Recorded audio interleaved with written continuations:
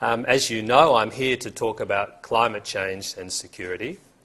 I'm really grateful for the opportunity to come to lovely Perth. I don't get here very often. In fact, the first time I came to Perth, a very young Greg Chappell, for those of you who follow cricket, was just making his maiden Test 100.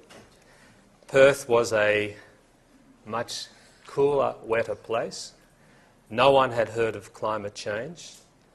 A person like me with my background would not be sitting or standing in front of you here talking about environmental security challenges. And no one had ever heard of the Intergovernmental Panel on Climate Change, the IPCC. The last time I was here, if we roll the tape forward, was 1997. Greg Chappell was long retired. We had just dethroned the West Indies as the #1 cricket team in the world. And the IPCC did exist and had just put out its second assessment. And it was pretty clear, even back in 1997, that we faced a period of real challenge in the climate change domain. But at that time, the science was still pretty unclear, and it was difficult to actually make informed judgments about what the climate change future of the world would look like in the next 100 years. Which is when I began to get seriously interested in the subject, not from a scientific point of view, because it was becoming increasingly clear to me that if climate change was going to be anywhere near within the range of the forecasts of the IPCC, it was not only going to have consequences in the environmental domain, but it was going to have much more broader significance for the world, and certainly in my own area of international security and the strategic arena. So now we come to the present, and once again the world has changed quite dramatically in the last 10 years.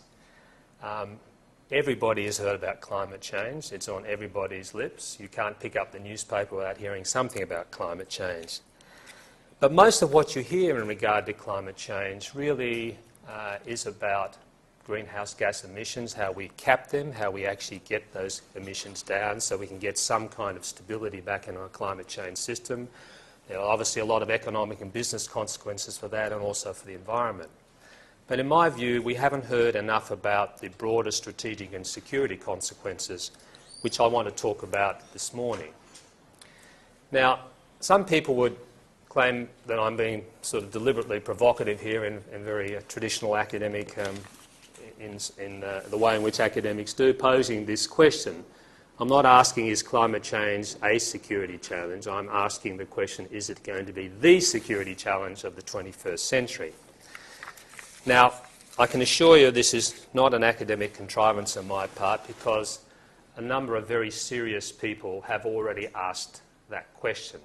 So the first point I want to make to you is, regardless of where you are personally on the issue of climate change science and what you think is going to happen, in terms of the policy debate, globally now, there is broad acceptance among most of the countries of the world that climate change is real, it's being caused by humans, and there are going to be a lot of consequences that must be addressed. There are still debates going on, but I just want to give you some examples of the comments that people are making. Now, I took the title from this comment from AFP Commissioner, Australian Federal Police Commissioner Mick Kelty.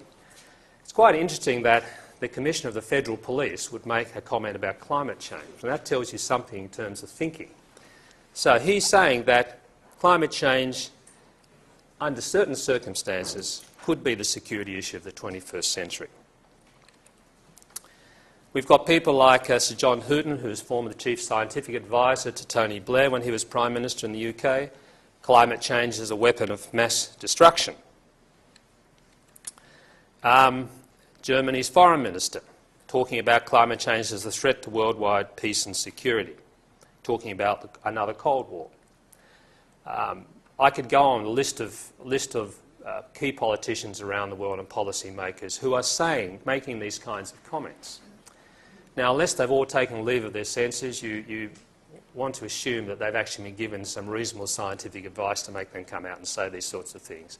Our own Prime Minister, Kevin Rudd, clearly is a climate change believer, and he is moving Australia forward on the climate change front. So I suppose the key point I'm making is that there has been quite a seminal shift in political thinking globally in identifying climate change now as a real challenge for the global community.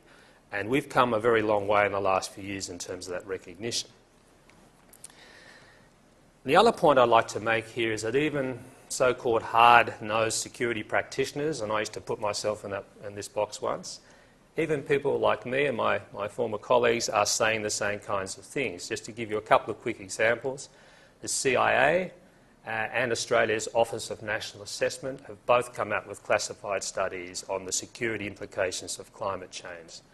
A number of retired senior military officers in the United States have also talked about climate change as a threat multiplier. Now, I don't want to sort of dwell too much on the language here because a lot of people are not happy with this sort of language, but again, the point I'm making is that even in the intelligence communities, policymakers in government have now accepted this is on the national security agenda as well as the environmental agenda and social agendas. Now, what I want to do is just for a few minutes is make a couple of key points about the science. Okay, the key challenge for the world is not the differential rate of global warming, it's the way in which the world is heating up in such a short period of time. People have pointed out that in the Earth's history we've seen climate change before. We've seen the temperature of the planet heat up as much as it is now and has gone beyond that. But we have never seen the rate of global warming that is taking place now over a relatively short period of time. So when people start talking about we're looking at 1 or 2 or 3 degrees Celsius increase in average global temperatures over the space of a century, that is an enormous amount of warming in a short period of time. And the problem for us is we don't have sufficient time as a species to adapt to those sorts of changes in an evolutionary sense. If we're talking about a couple of degrees of warming over 100,000 years, we could probably evolve to handle that, along with our animal and plant friends out there, in ways which wouldn't create real risks for us as a civilization, as social entities. So it's the time frame. Okay? There's just not enough time really to effectively adapt to that. And even to mitigate the effects of warming, which is what we're all trying to do now, is not an easy thing to do in such a short period of time. That's the fundamental problem, if you like. Now, how much is the planet likely to warm up, and what does all that mean? Again, I'm just going to simplify this, but skeptics will, sort of make the point that this has happened before, there's no conclusive evidence that humans are responsible, and some people even go to say that there's no hard evidence that there is global warming. Well, if you just look at this graph here, the most important thing is you don't look at what's happened over 1 year or 2 years or even 5 years. You have to look at it over a course of decades and even centuries. And the key thing about this graph is that the world has, over the last 100 years or so, heated up almost 1 degree Celsius. That is a lot. It's almost unprecedented. And the concern is, how much more is it going to heat up? Now, we're almost certainly going to get to 2 degrees Celsius warmer than it was back pre-industrial times. If we get to 3 degrees or 4 degrees, the risks go up astronomically, and the dangers and the problems of adapting to that kind of change. Now, 1 degree or 2 degrees doesn't sound very much, because in the course of a day, I mean, I think about the temperature yesterday, it probably went up 25 degrees Celsius in one day. Okay, so when I first looked at it, I thought, what is the significance of 1 degree? What you have to realise is that normally global temperature means only move fractions of 1/10 of a degree in the course of a year or a decade. They're very, very small little oscillations. Okay, but what we're getting is a very big oscillation, and you can see the trend line. So over a year or two, it might go down a bit, it might go up a bit, but it's the trend line. The trend line's unmistakable. Now, the problem is you can see the steepness of the increase here. And what we're all worried about is if we don't do something to reverse this, we're going to get over a threshold temperature increase, which is going to cause potentially catastrophic change to the planet and everybody who lives on it.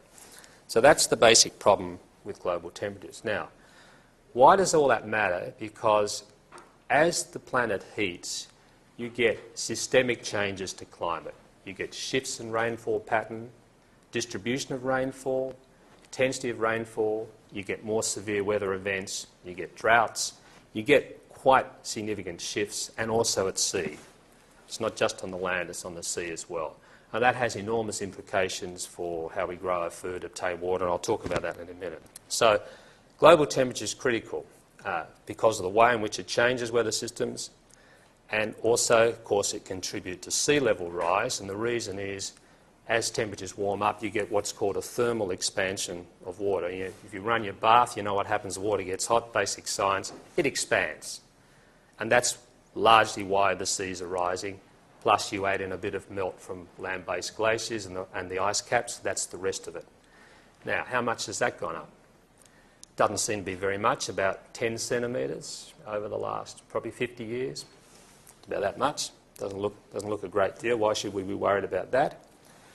I'll tell you there's two reasons why. One, what we're worried about is what's going to happen in the future. Now, there's a whole range of sort of potential range of forecasts about how much sea level rise we're going to get. But let's just say, for the argument's sake, we can probably expect another half metre of sea level rise this century, almost certain. Almost certainly half a metre. Now, half a metre, when you combined with storm surges, high tides, etc., can translate into a number of metres of increase of sea level. And for low-lying areas, that can be quite catastrophic. We've seen that in Bangladesh, we've seen that in small island states. But if you look at Asia, for example, I'm sorry I don't have my map here, you just think about where most of the urban agglomerations are in Asia. Most of them are on the coast, in river deltas, which are very low. Subject to flooding already, a lot of them. It's going to get a lot worse. There are going to be major issues there in terms of growing food, in terms of population displacements, and a whole lot of other things. So sea level rise could have enormous consequences depending on how much it is. And I'll come back to that in a moment. So that's basically the key things you need to know about the science. I'm very happy later on to talk about this if you want to, but I think I'd like to move on now and draw out a few conclusions for this. Now, let's talk about the connections with security.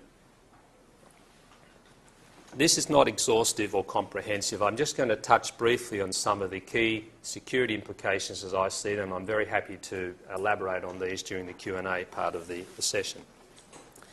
The first point is that climate change is going to have very significant consequences for agriculture and our capacity to grow food. Pretty self-evident, okay, but I'll just go through this very quickly. Many crops that we grow are very sensitive to temperature changes. I think we all know that. If you've had a home vegetable patch, if you think about growing wheat in Australia, so if the rainfall diminishes or shifts or you've got more extreme droughts, it really can have quite a devastating impact on food capacity. Now, if you've got large food margins, if you've got large food stockpiles, you're producing far more food than you need, you can buffer those changes, certainly in the short term. The problem is, when you look at the food supply situation globally, we've had enormous demand on our food supplies because of population growth and changed eating habits. Food stockpiles have diminished dramatically to the lowest levels almost in the last 50 years. And last year, we had a major food crisis. Nothing to do with climate change. Virtually nothing to do with climate change. But we've got a problem with our security margins for food anyway. If you then factor in the disruptive effect of climate change, you can see how easy it would be for climate change to become a major catalyst in systemic and chronic food shortages in the future, and particularly for this part of the world. Not only on the land in terms of rice or grains, wheat, but also at sea. And people tend to forget about the maritime dimension of this. You know, if you look at Asia, over 1 billion Asians are highly dependent on seafood as a staple part of their diet. What's happening with climate change is that as the temperatures warm up, two things are happening. It's disrupting the movement of tides and currents and therefore fish, so it's getting harder to find them. And don't forget that most of our fish species are being overfished anyway, so again, it's exacerbating an existing problem. But critically, the oceans are becoming more acidic. Now, why is that? Because the oceans naturally absorb carbon dioxide, which is one of the greenhouse gases we produce. And in the process of absorbing this carbon dioxide, which is a very beneficial thing for us, by the way, it's becoming more acidic. That, in turn, affects the little creatures at the bottom of the seafood chain, like krill and sea snails, which are unable to form their shells, and so it's effectively killing them. That flows right through the food chain at sea, right up to your large fish, which of course feed on these. So you can see the way in which climate change is impacting on the availability of food, of fish at sea as well. So there's a number of dimensions to that. So the bottom line is that it's putting pressure on a food supply situation which is already suffering problems because of demand and because of changing eating habits. Now, we all know that there is a connection between shortages of food, political stability, political and social stability. We saw last year in the food riots of about 12 months ago in 22 countries around the world. Now, that could happen again. I'm not saying it will, but that's a risk factor. We need to think about that. Connected to that is fresh water. You cannot separate the two. You can't talk about food without talking about fresh water availability. Now, there's a lot I could say about this, but again, I'll make a couple of key points. What's the issue with fresh water? Once again, the same picture. Fresh water is already under enormous pressure because of demographic changes, because of pollution more generally. In other words, there's not a lot of fresh water around. If you look at some of the recent reports by the World Bank on this, it's pretty worrying. What they're saying is by 2050, maybe 5 billion people, roughly half the planet's population, will be in a condition of severe water stress. In other words, they won't have enough fresh water. So it's about drinking water, water for producing food, remembering that water, irrigation accounts for 40% of world food production. And in a country like China, 70% because of rice. Now, water is critical for food. It's critical for transport, electricity generation, just about anything you can think of. It's a precious commodity. And the climate change predictions, or not so much predictions, but the likely climate change events of the future are going to put enormous pressure on freshwater resources. Now, this can flow through into geopolitics. I'll give you one quick example to illustrate. The Tibetan High Plateau, the glaciers in the Tibetan High Plateau provide the water flow for most of the major river systems in Asia, which, as you know, flow through multiple countries in many cases. So as these glaciers melt at accelerating rates, first of all, you'll get an increase in river flows, but very shortly after that, a major diminution in water flows. That's going to impact on every state that relies upon those rivers for water. Brahmaputra, Salween, Mekong, Yangtze, Yellow River, virtually any major river you can think of. So what's going to... So first of all, there will be a major reduction in freshwater availability, an increasing in tensions between those riparian states who are drawing the water for their own purposes. China, for example, is now thinking about diverting some of the headwaters of the Brahmaputra to provide water for drought-stricken parts of northern China.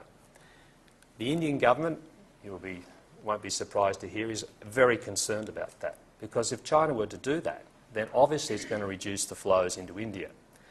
That could easily flow through into geopolitical tensions. We've seen that already globally, and that could certainly increase in the future. So there are a lot of connections there. Third point is energy. The point about energy is this. We already face a world that confronts an energy challenge. We are trying to move away from our dependence on fossil fuels to a new era of clean energy. We've already got shortages appearing in the availability of fossil fuels, oil for example. So it's going to be tough to get to where we want to be over the next 50 years, even without climate change. Okay? How does climate change impact on the energy security equation? In this way, that if we didn't have to worry about climate change, we could get by burning lots more coal, polluting coal, until we could get to the point where we get to some of these cleaner energy technologies. But now we've got a problem with this transition because all the fuels and the energy sources that we might use in a transition sense are the ones that are basically providing most of the greenhouse gases, and oil is a classic example. So 80% of greenhouse gases are basically from fossil fuel burning. So we've got an additional pressure, which means it makes it much difficult to devise a plan to get us from where we are now to the future. So climate change is impacting on security in all kinds of ways. And all these things are connected, by the way, as it's pretty obvious just from what I'm saying now. You can't think about water unless you think about food. You can't think about those unless you think about energy. And you can't think about any of those three unless you think about climate change. So they're all interconnected. And the challenge of understanding those connections and relationships, let alone devising effective policy responses, is enormous. Okay. So there are big question marks about whether we're going to be able to manage this. Environmental refugees. Okay, I don't know whether any of you have seen the Hollywood movie The Day After Tomorrow. If you haven't, it might be worth watching next time you're on a plane, but I wouldn't go and buy a ticket to it. But it's a very interesting movie because it basically is a typical Hollywood blockbuster, bit of a beat-up, based on a bit of core science about the collapse of what's called the thermohaline circulation. This is this warm ocean current that runs from the Gulf of Mexico right up through Europe. And it's the reason why a lot of Europe and the UK is actually have relatively mild temperatures given their latitude. So the forecast is that this circulation collapses, and there's some science to support this. And you had this incredible freezing of Europe and North America, and this flood of refugees from North America into Mexico. There's some irony in that. So you have all this, all the gringos coming out into Mexico, to the sunshine and stability. Okay, so interesting movie to watch. Now, the serious question is it likely that climate change is going to contribute to refugee flows and population displacements in the future? The answer to that question, I believe, is yes. How much? We don't know for sure. I'll give you some figures. People who spend their lives looking at these things are talking now about environmental or climate change refugees, maybe as many as 150 million of them by 2050. How do they get those figures? I've actually had a look at that. And the way they get those figures is to look at the way in which sea level rise, for example, will force major displacements of people, usually within their own borders of their own country. So technically they're not refugees, but the effects are the same. The destabilising effects are the same. So China, India, and places like this. Major displacements. Then you're going to have, if you have a lot of more severe weather events like a cyclone or something, you're going to have short-term displacements of people. Plus, in the longer term, as certain areas become less hospitable because of desertification, droughts, whatever, people will start to move. And we're already seeing that around the world.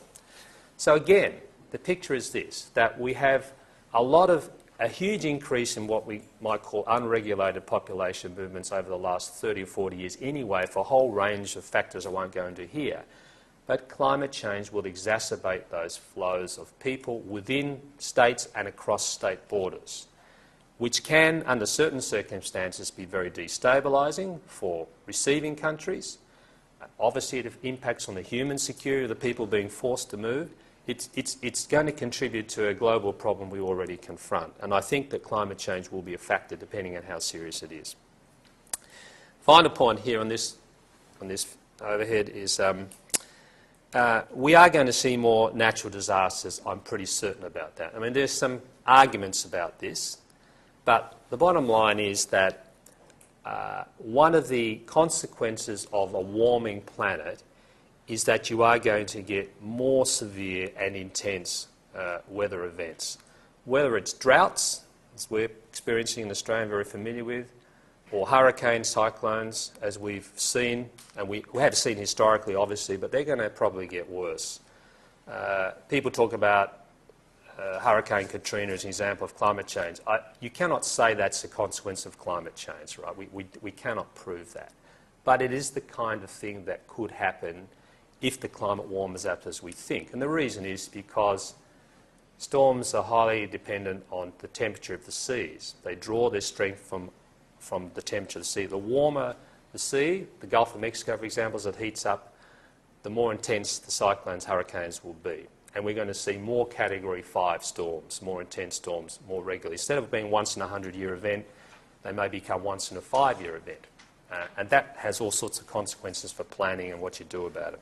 So I think we are going to see a lot more humanitarian disasters, and that has consequences. I'll just very quickly just touch on these because we're running out of time. Infectious diseases, all right, the bottom line here is that as temperatures warm, certain kinds of infectious diseases that are temperature dependent will spread. Okay, vector-borne diseases, mosquito-borne diseases, for example, malaria, Ross River fever. As it warms up, the footprint for the mosquitoes expands upwards, altitude terms, and away from the equator.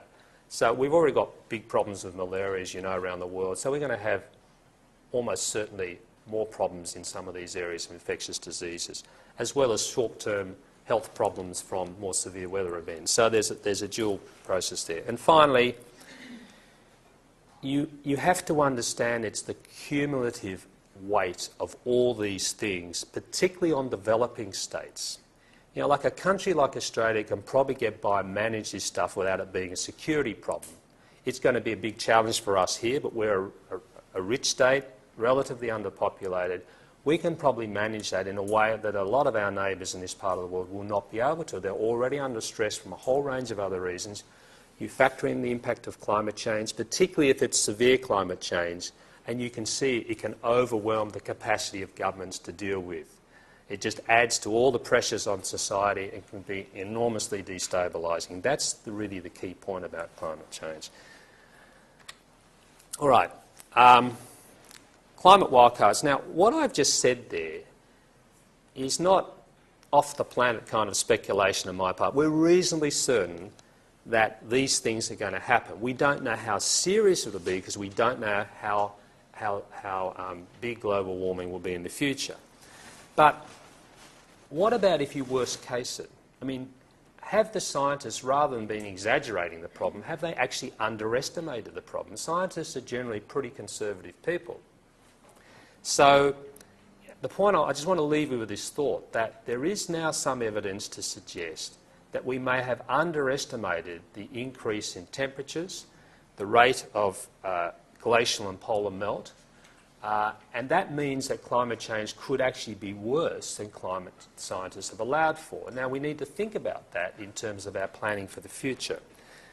And again, quick example, you can see how much the polar ice cap has melted away, and there are now, scientists believe that certainly in the next 20 or 30 years we will probably see an polar ice cap free of ice in summer, first time in 1 million years. That will have all sorts of consequences. There will be opportunities too, but it could increase geopolitical tensions, for example, over resources under the sea that couldn't be accessed before but now could. You remember the Russians putting that submarine down, submersible a couple of years ago and planting a flag on the bottom of the ocean? That was sending out a signal to other claimant states that we're going to be in there exploiting this as soon as we can if the ice melts. So there are some scenarios that we need to factor in here. All right, just a shot on glaciers. That is actually the same time of the year. By the way, someone who looked at this one said, oh, that's a winter shot versus a summer shot. It's not. Same time of the year. So the glacier that was there 100 years ago is gone. And you can see that all over the planet. So there's no question that glaciers are melting. Oops, sorry. So I'm just going to conclude now because we've gone over my time a bit. All right. One big thought here, to come back to the issue, is it the security challenge of the 21st century? I don't know the answer to that because it depends on what we do about it. Okay? It depends on how effective our mitigation measures are. Can we reduce the level of warming and stabilise the climate as quickly as possible? If we can do that, we're not going to talk about civilisational collapse. It probably won't be a major international security problem. It'll be manageable. But one has to be a little bit pessimistic about our capacity as a global society to do that in sufficient time to ameliorate some of the more extreme consequences that we can foresee. If global warming goes to 3 and perhaps 4 degrees Celsius, we've got big problems. And people like Jared Diamond, Thomas Homer Dixon have speculated that if you look at the historical record, climate change has been a major factor in the collapse of previous civilisations. The Mayans, perhaps in Central America, the Norse settlements in Greenland, and it has been responsible for systemic collapse in the past. Could it happen again in the future? And that's a valid question to ask. Final couple of points that I make is this, that at the end of the day, wherever you are on the climate change issue, it's about risk assessment, okay? Can you afford to take the chance that this is not happening? Some people say, look, it's not happening, it's all too hard, it's going to cost too much, why should we do anything? Well, I just reverse that question and say, what if there's a 10% or 20% chance of these things happening? I think it's actually much higher. Why would you not take early action to ameliorate the impacts? Because it is a risk assessment exercise. So my view is we should be doing more. And in my own particular field of defence and security, I make the point to my colleagues in the Department of Defence, we spend $22 billion a year in this country on defence. And most of that money goes towards developing capacities and contingencies in case something might happen. Highly unlikely events, scenarios about Australia being invaded by some country out there are often used to justify spending this money. Now, at one level, I don't have a problem with that because it's about a security guarantee. But if you're going to do that for unlikely contingencies, why would you not start to put some serious money and thinking into a climate change challenge that almost certainly is going to happen and could be more severe than any of the military contingencies we think about? Why wouldn't you do that? And the problem is we are not doing enough thinking about that in my area. We're not actually thinking holistically about this issue, and we are ignoring a lot of the consequences of the climate change future we know awaits us, focusing a little bit too much on arguments about greenhouse gas reductions, which are important, but we've also got a management issue here and a risk assessment issue. Thank you very much.